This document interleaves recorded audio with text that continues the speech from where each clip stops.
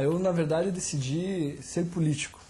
Eu gosto de política desde criança, sempre me vi fazendo isso. E eu acho que esse foi um caminho natural, normal. O primeiro mandato que eu disputei foi como candidato a prefeito em 2008, com 27 anos de idade. E tive uma boa experiência. Foi uma eleição dura, duríssima, que eu tive um resultado positivo, apesar de não ter sido vitorioso, mas fiz 38% dos votos, perdi a eleição por 2% praticamente. E isso naturalmente me credenciou a disputar um outro mandato, dessa vez como deputado estadual. E é um mandato que tem sido muito proveitoso para mim. Eu tenho gostado muito, eu estou muito satisfeito ocupando essa função. É um desafio diário, é uma função bastante desafiadora, porque nós somos cobrados diariamente pela população para ter resultados imediatos. E essa talvez seja um dos grandes desafios do parlamento. As coisas são mais lentas, nós sempre estamos na função de reivindicar. Por outro lado, nós também temos uma compreensão, um entendimento, um conhecimento mais amplo do funcionamento do Estado e da realidade do Estado do Paraná. De várias regiões, de diversas realidades, e também com um pouco mais de conhecimento do funcionamento das coisas, de muita insistência, bastante persistência, os resultados passam a surgir também. Não talvez com a pressa ou com a rapidez que a população espera, mas a gente percebe que, feito o trabalho, plantada a semente, um pouco de persistência, o resultado aparece em breve. Eu posso te dizer que em um ano de mandato estou bastante satisfeito pelas conquistas que consegui ao longo desse período.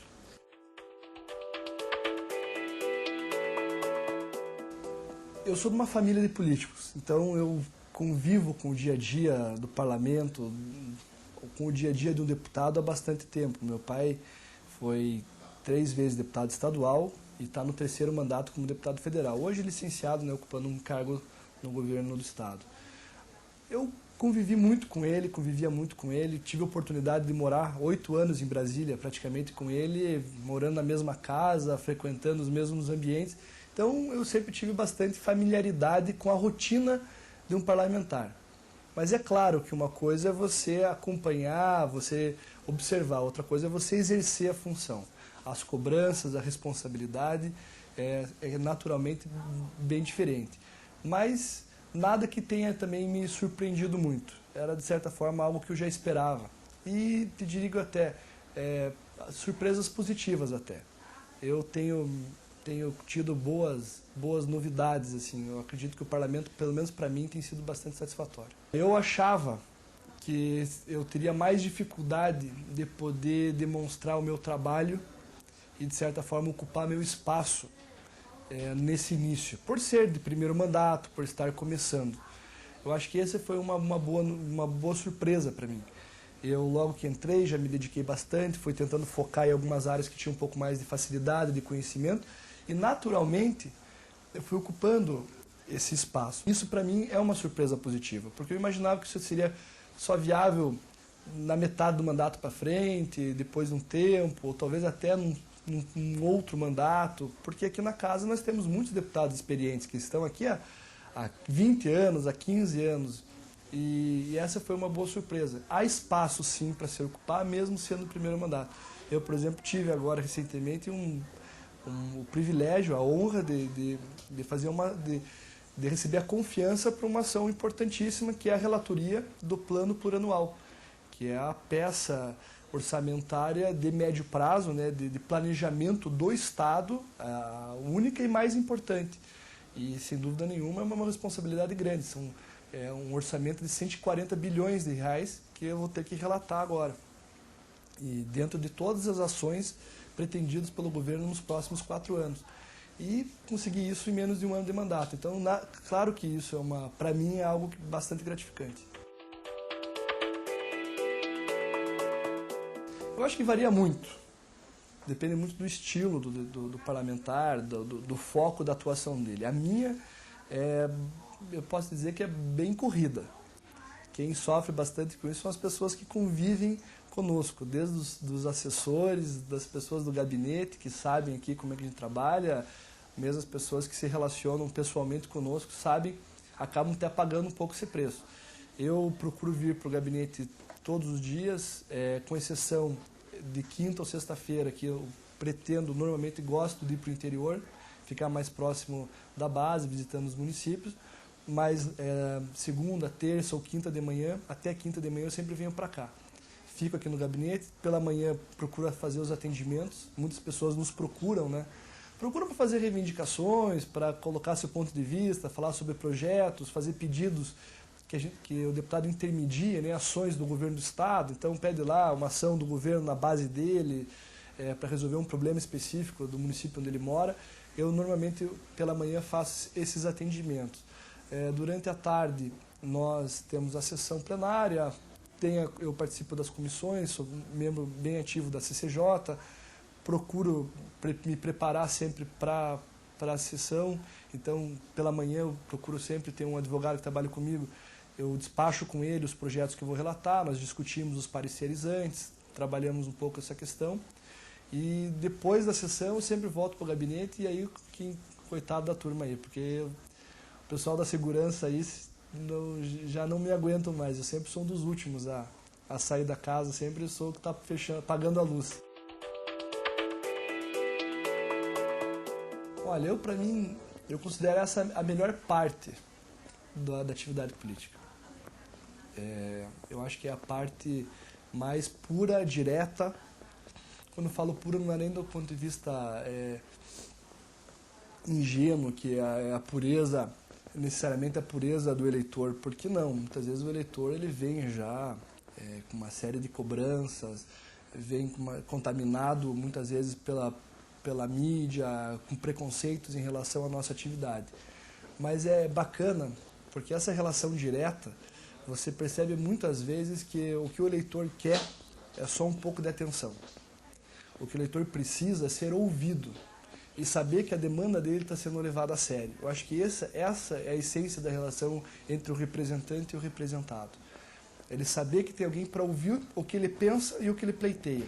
E que aquele pleito vai ter um encaminhamento sério. Não vai ser só aquele tapinha nas costas, vamos ver. Que realmente tem alguém que vai se dedicar a buscar a resolver esses problemas ou lutar por aquilo que ele entende que deve ser lutado. Eu me satisfaço muito com isso, com essa relação direta com o eleitor. Tanto que eu vou toda semana para Guarapuava, todos os finais de semana eu estou lá, e sempre procuro ir direto, eu vou atrás da população. Né? Eu tenho o meu escritório lá, eu atendo no escritório, sempre às sextas-feiras, por exemplo, eu passo a agenda toda no escritório para as pessoas que vão até lá para me falar comigo. Mas nos finais de semana eu já tento proibir a agenda no escritório para que eu possa ir mesmo visitar meus companheiros, as lideranças que nós temos nos bairros, nos distritos, nos municípios. Procuro ir ao maior número de eventos que eu sou convidado, festa de município. Eu vou porque é a oportunidade de você conversar, de você ouvir, de você se fazer presente, de você ser acessível. Eu acho que essa é a essência da política está um pouco nisso, né? De você estar junto. Fazem pedidos de toda a ordem, de tudo quanto é tipo. Desde pedidos pessoais, muitos veem o político como aquela pessoa capaz de resolver o seu problema pessoal, que é ajudá-lo a comprar um bem que ele quer e não pode, ele acha que o político tem a obrigação de resolver, ou às vezes ajudar a resolver um problema na família dele, que é uma coisa que eu acho que é natural, é um resquício ainda da nossa origem política, política assistencialista, patrimonialista, paternalista, né? Que eu acho que aos poucos está melhorando, mas ainda há muito esse resquício, ainda há muito essa coisa de ver o político como o salvador da pátria, né? Aquele que resolve todos os problemas. Se o político não resolver, é porque não resolve mais. Que é resultado justamente da fragilidade, né, das instituições.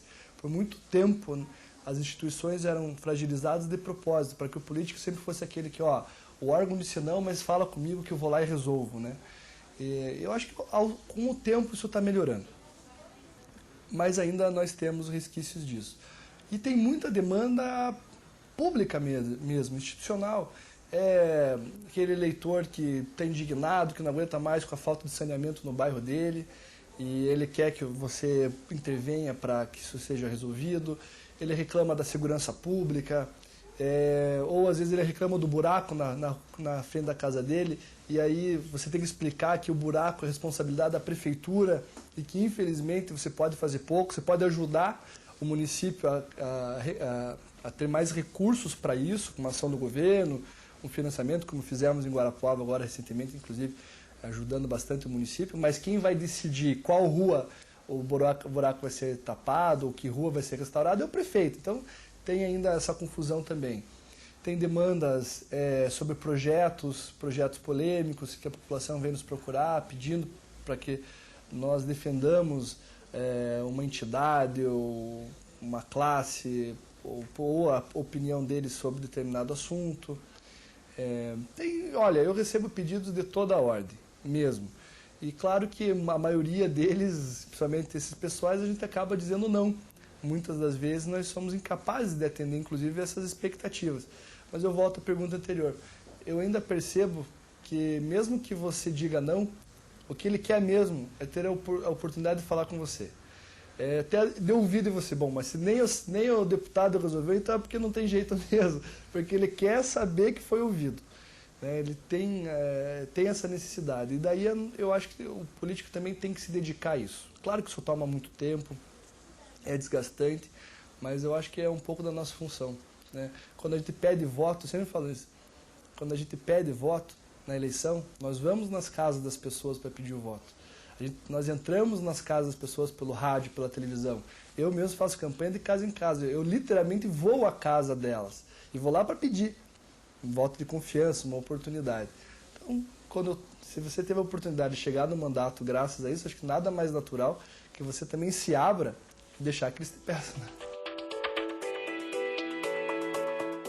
Pagar a festa de 15 anos da filha, que o sonho da filha dela era fazer uma festa de princesa de 15 anos, que eu, do seu deputado, podia pagar. Pagar viagem para fora, que se eu podia ajudar, porque as amigas iam e, enfim, que eu tinha que ajudar aí também. Quer dizer, são coisas engraçadas, justamente dessa falta de compreensão de qual é o nosso papel, né?